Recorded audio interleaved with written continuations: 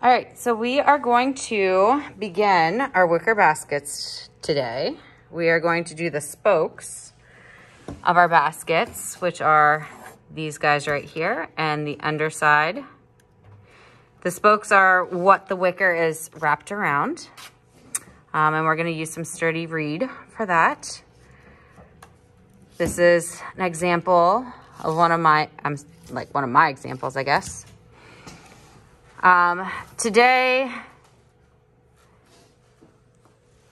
and all days when we are using this, you're going to have either containers, or if you are sitting at a table by a sink that is full, you can use a sink as a container of water, and we'll talk about that here in a second. You are going to get a base today and a Sharpie to put your name on it.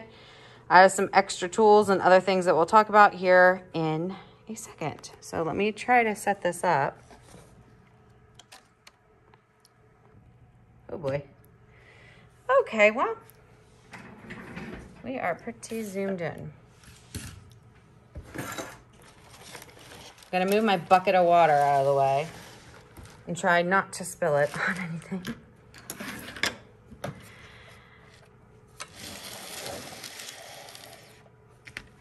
All right, so a couple things that you are going to need by the end of class are your wooden base, a twisty tie, which you can actually get at the end. It's more for the end of the class for storage. And if you need it with the twisty ties, I have a couple of these compass needles in there. I'll show you what you might need that for. So today, the first thing you're gonna do is after the demonstration, you're gonna get called, you're going to get a wooden base, and you are going to put your name and class code on the bottom. In this case, we are 5A, but if you're joining me in another class, it could be something completely different. Anybody know where I put that one base?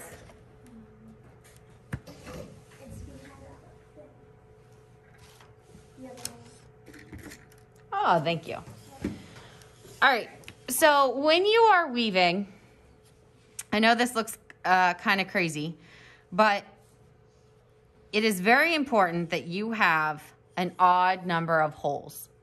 So before you do anything, I want you to put your finger on a hole. That's 1, 2, 3, 4, 5, 6, 7, 8, 9, 10, 11. Perfect. Every once in a while, I get a base that has 10 or 12 in there. It's not going to work. You'll never have a weave. It has to be an odd number. What we are going to do today is with the spokes, you're going to need 6 of them, and you are going to bridge them between there, 2, 3, 4, 5, and then this one gets woven in. And I'll show you what I mean by that. The spokes. I have tried my hardest to wet the middle and keep the ends dry. When reed, like this, gets wet, it kind of gets a little bit puffier, like it expands some. So I didn't want the ends to expand and then not be able to go through our holes. So I tried to get it nice and flexible in the middle. Reed that is too hard will just crack and break. All right, a lot of times it'll just break right off. In that case, this one didn't do that, but. Right. So I'm going to take my first reed and very simply, on the side with my name up, I'm gonna stick it through that first hole, through the second hole. Now you don't have to draw this on here. That was just for you guys to see. And then I'm going to pull them up about at the same time. I want them to be close to even.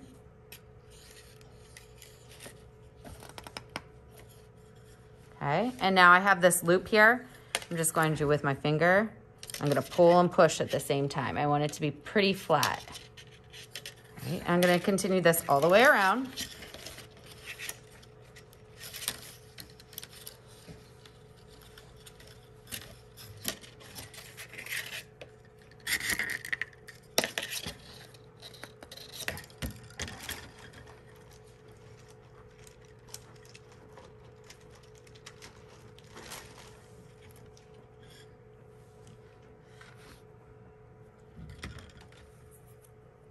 If you get a piece of reed that has the end wet, try to get it in your basket, but if it won't go, then just set it aside and use a different piece.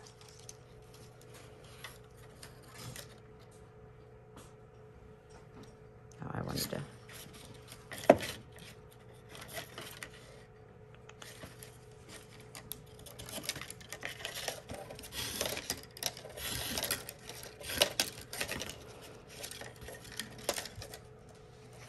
If you get a hole that your reed won't go through, that is what these compass tools are for. I just kind of like stick it in there and wiggle it around, trying to get, do you see like there's sawdust falling out of, no, you probably can't, but there is sawdust. The hole is much larger compared to these ones just because I've kind of wiggled it there.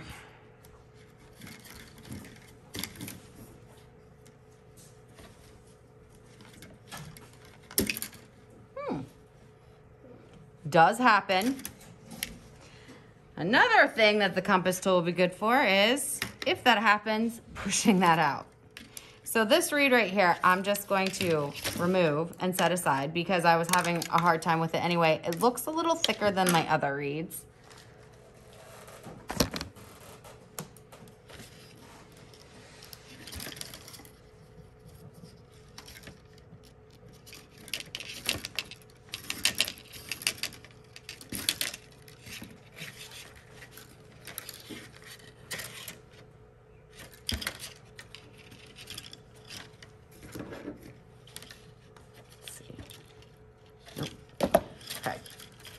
So I kind of did this in the wrong spot here, but you will see what I'm going to do. So for your last reed, obviously it's going to be flying solo here, right? So I'm going to take it, I'm going to stick it in, pull it all the way up. Right? Then I'm going to take this. I'm not going to need this much reed, so if you can find a shorter one, great. I'm going to cut some of this off. Make sure that this is wet. If your reed is not wet, it's not going to bend the way that you want it to. And I could go either way. Since this one is pushed down so far, do you see how flat that one is? And this one's still kind of puffed up. I'm gonna go this way with it. And I'm gonna go under. And that's it. So I'm going inward with it. And cut, and that should hold it. Then I'm gonna take and make sure that this one, since it was puffed up, now I wanna make sure, I really wanna make sure that it's pulled down. I want all these to be flat. We're not trying to have little legs. And there's only a certain amount of time that you can do this to the base unless you re-wet it. Like, if this dries out, don't try pulling your spokes up or else they'll break. Spokes do break. Do not panic if that's the case, if they break up here. However, if they break down here at the base and you haven't started weaving yet, let's replace it. Okay? So once you have this, you have your spokes ready to go. All right, I'm gonna get this out of the way.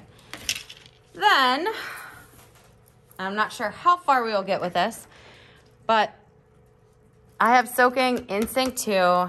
They look like little bird nests of reed. It is going to be everybody's job to make sure that the reed that does not get used is wrapped up like this. And I'll show you how to do that here in a second. But the reason it's wrapped up like this is so that it doesn't tangle. You end up with like a tangled mess from time to time with reed. And I've taken each strand and wrapped them up so that we can move a little bit faster.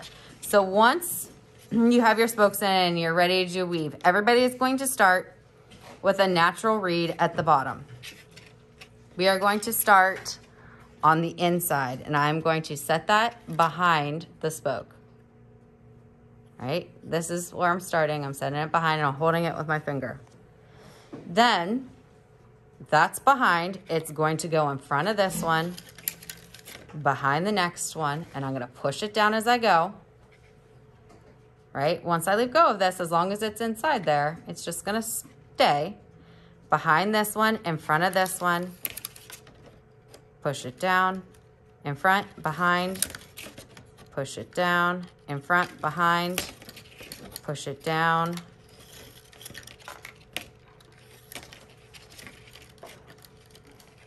push it down. So it's like a, I do this thing with my hand. You see, I like kind of flip it around my thumb almost. And I use this hand to almost crawl behind it, pushing the reed down every time. Once you get the motion of this, it is nothing to weave. It's a little bit of an adjustment at the very beginning, but you'll get there. It is very, very important that you are not pulling your spokes in. I am just letting them go straight up. I am not at any point pulling this. If I do, my vase, my basket's gonna come to a point and you're not gonna get anything in it. If anything, we're gonna build them out, but not in.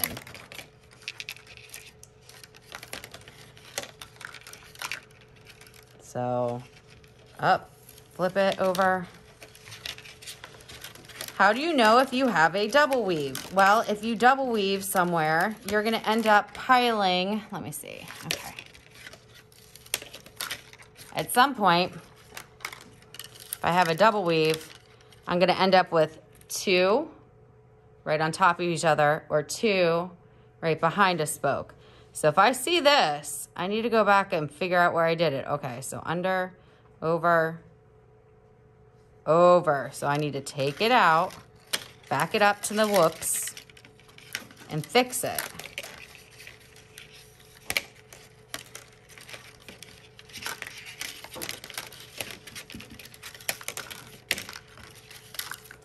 All right, so you've woven this. Let's show you how to end it.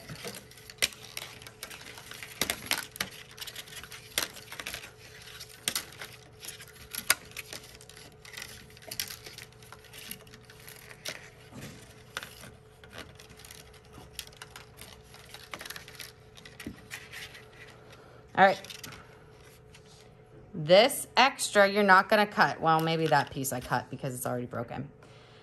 I'm going to weave it until I can't weave it anymore.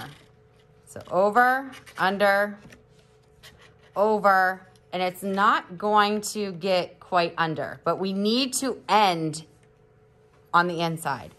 So instead of coming back out on this over right here, can you guys see that? I'm gonna tuck it in and just kind of let it hang out on the inside. So tuck it in and let it hang out on the inside. Then, when I go to begin my next, let me just do this with a twisty tie so you can see a little better. This ended here. I'm going to crisscross here. These 2 guys on the inside are going to start and end on the same spoke. And then you're just gonna continue weaving like you didn't do any, like it never ended, okay? They always end on the inside. They always end on the inside. Every time I finish, let's call this a pass, I like to go through and make sure that my spokes are straight up and they're not leaning to a side or going in too much. If you start and it is all of a sudden the end of class.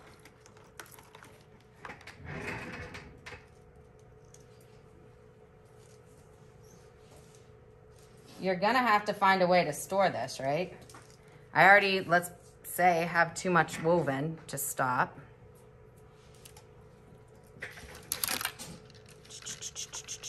Where did I stop? Oh, right there.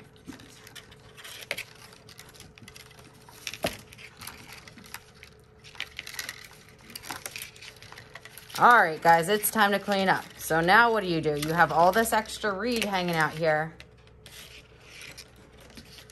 You're going to wrap it not tightly around. No, I'm sorry, you guys can't see a whole lot right there. You're gonna wrap it around. Just kind of tuck it inside. I'm gonna actually weave it just like a over, under, over. And everybody is going to twisty tie the top of your basket. So you're gonna take these up towards the top, take your twisty tie. I'm not saying you're going nuts twisty tying it. You're just keeping these spokes together, one, so that they don't get broken, and two, so that we don't have a mess. I'm just like twisting it twice, all right? This is how we are going to store our baskets from day to day. Like I said, if you have extra reed, it's gonna get wrapped around, not tight, because if it's tight, it's gonna bend your spokes. And you're gonna have a clasp box over there to put your things in. One last thing. I know this is a long demonstration, but literally, besides showing you how to put beads on, this is it. This is what you, this is the lesson. Oh my goodness gracious. Okay, so I have this just kind of hanging out, and it's the end of class, and it's time to clean up. And Mrs. Shardle said that we need to have everything wrapped up into like a bird's nest. Easy. You take one end, you wrap it around your hand. Okay, in a loop. You take this, over and in, over and in, and it should hold it like a little bird's nest, okay? And then it's gonna go on the box on the back of the, or over by sink 2. This will, you'll have natural pink, blue, and yellow. I'm not pulling out colors today because we won't get it. We are going to hopefully get our spokes done today. If you get to the actual weaving, you're in great shape. If you get just your spokes done today, you are also just in great shape, okay? Questions on this?